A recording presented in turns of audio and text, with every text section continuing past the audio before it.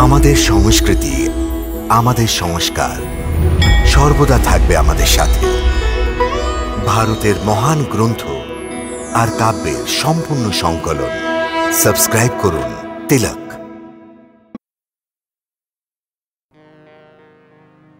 বরণাবতের প্রজাদের বড় ইচ্ছে যে, তো তুমি তোমার 4 ভাইকে অবশ্যই সাথে নিয়ে যাও।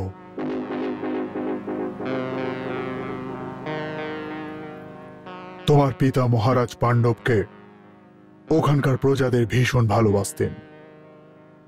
ওখানকার প্রজারা তোমার 5 জন ভ্রাতাকে দেখতে চান। এজন্য তুমি অর্জুন, ভীম, নকুল, সহদেবদের অবশ্যই সাথে নিয়ে যাবে। অবশ্যই মহারাজ, আপনার আজ্ঞার অবশ্যই পালন করা হবে। আর মনে রেখো, যুবরাজ হওয়ার পর এই প্রথমবার তুমি কোনো তীর্থস্থানে যাচ্ছ, তো ওখানে পৌঁছে রাজার মতো মুক্ত হস্তে দান করবে, এত যাতে তারপর ওই নগরবাসীদের আর কোনো চাহিদা না থেকে যায়। একটা কথা মনে রাখবে, রাজার গর্ব ওর সৈন্য প্রদর্শনেই হয় না।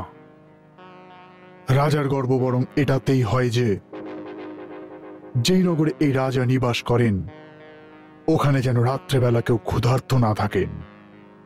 আজ্ঞে মহারাজ।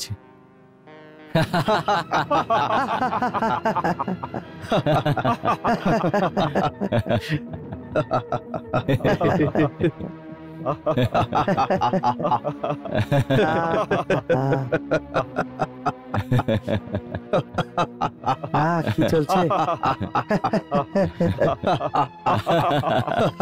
প্রণাম মাতাশ্রী।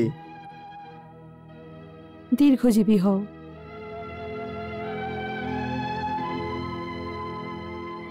প্রজাদের মধ্যে যে কেউই দেখা করতে আসুক, ও ছোট হোক বা বড়, সবাইকে সম্মান দেবে।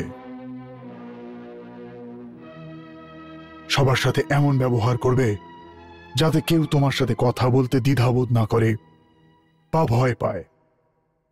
সবার চাহিদা মন দিয়ে শুনবে, আর যেটা উচিত মনে হবে সেটা স্বীকার করে নেবে। বিচার করতে কখনো দেরি করবে না, কারণ যে রাজা বিচার করতে সময় নেয় ওই রাজার ওপর থেকে প্রজার বিশ্বাস কমে যায়। এই কথা ভুললে চলবে না। অবশ্যই মহারাজ। কি কথায় এত হাসছো? মা, এদের সবার গল্প যদি তুমি শোনো তাহলে তোমার মহাবলী ক্ষুধার্ত মরে যাবে। আগে কিছু খেতে দাও। দেখো, তোমার জ্যেষ্ঠ ভ্রাতা মহারাজের সাথে দেখা করতে গেছেন। ও বলেছে ও আসার পর একসঙ্গে ভোজন করবে। তাহলে ততক্ষণ আমি কি করব? আমি ভগবানের প্রসাদ রেখেছি তোমাদের জন্যে। নাও, ততক্ষণেই প্রসাদ খাও।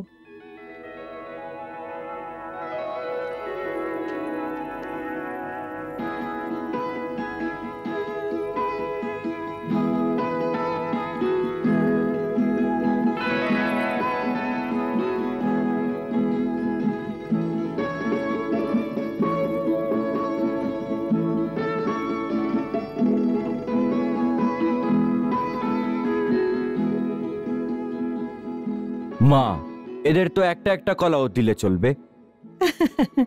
দেখো ভীম, আমি প্রত্যেক খাবারের থেকে অর্ধেক ভাগ তোমায় দিই আর অর্ধেক ভাগ এদের মধ্যে ভাগ করে দিই। সুতরাং এর থেকে বেশি আর পাবে না।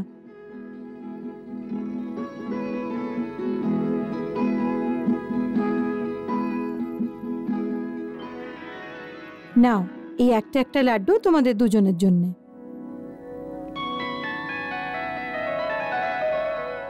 মা, এইটা কি? এই দুজনাকে একটি লাড্ডু আলাদাভাবে কেন?